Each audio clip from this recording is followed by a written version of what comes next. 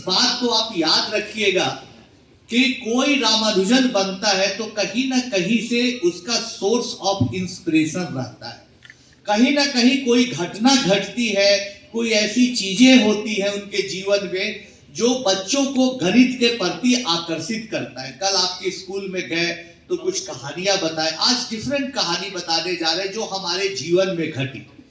रामानुजन के बारे में आप लोग जानते हैं, उनके संघर्ष भरे जीवन के बारे में जानते हैं, मैथमेटिक्स के पूरी दुनिया में उनके कंट्रीब्यूशन के बारे में आप जानते हैं, और सुपर 30 के बारे में भी आप जानते हैं, फिल्म देख चुके हैं।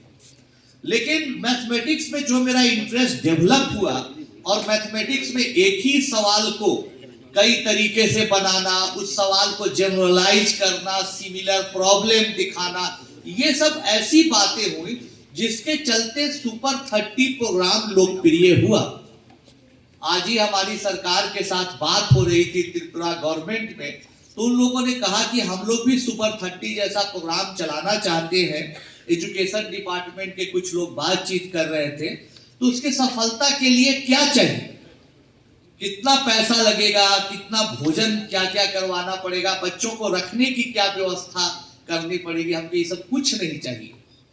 सुपर 30 के सफलता के लिए चंद्रमौली सर जैसा, राजेश ठाकुर जैसा, जो अपना मेहुल जी जैसा, ब्रजेश जी जैसा डेडिकेटेड टीचर चाहिए, जिन्होंने अपनी जिंदगी को बच्चों को पढ़ाने में, मैथ में इंटरेस्ट जगाने में लगा दिए। ऐसी चीजें चाहिए। और ऐसी चीजें कब बनती है? जब इस तरह के कार्यक्रम होते हैं और हमारे प्यारे प्यारे बच्चे बच्ची आते हैं। बच्चों, आप ही लोगों के उम्र में रहा होगा, मैं क्लास 10th में पढ़ता था, तो करीब 8वीं क्लास से 9वीं क्लास से रामानुजन के बारे में मुझे बहुत डिटेल में जानकारी हासिल हुई, विज्ञान प्रगति से, अलग अलग मैगजीन से। उस जमाने में तो कोई इंटरनेट था नहीं, पूरे उनके लाइफ को मैंने जाना, समझा, बुझा, और बड़ा मजा आया। लगा कि कुछ ना कुछ रामानुजन जैसा करना चाहिए।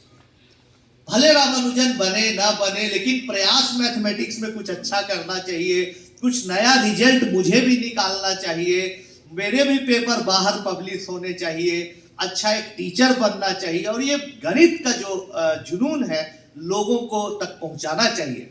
बच्चों, याद करिएगा, आप उस दिन को, अभी मल्टीमीडिया प्रोजेक्टर नहीं, हमारे सुपर 30 के वेबसाइट के हिस्ट्री पर जाके देखिएगा, तो आज से करीब 30 साल पहले भी, 31 साल पहले मैं आप लोग जैसा बच्चा था, तब मैं रामानुजन जयंती पहली बार मनाया था 89 में। और 89 में जब बच्चों मैं रामानुजन जयंती मनाया था, तो कोई हमारे साथ नहीं था, और ठंड, बिहार में आप जानते इस समय शीतलहर का टाइम होता है, एकदम ठंड। तो हम लोगों ने सोचा कि क्या किया जाए भाई, मैथमेटिक्स में आज चंद्रमौली साहब आप लोगों के बीच आए, आप इसको एक कार्यक्रम मत समझिएगा, क्यों, रामानुजन का जयंती है, रस्म अदायगी है, प्रणाम किया, फूलमाला हुआ, चल गए। इस कार्यक्रम का उद्देश्य समझिएगा, कोई आदमी 82 दिन चलते हुए आपके पास आ रहा है बच्चों, अपने जीवन को लगा रहा है इस उम्मीद में कि देश को कुछ नया रामानुजन मिले।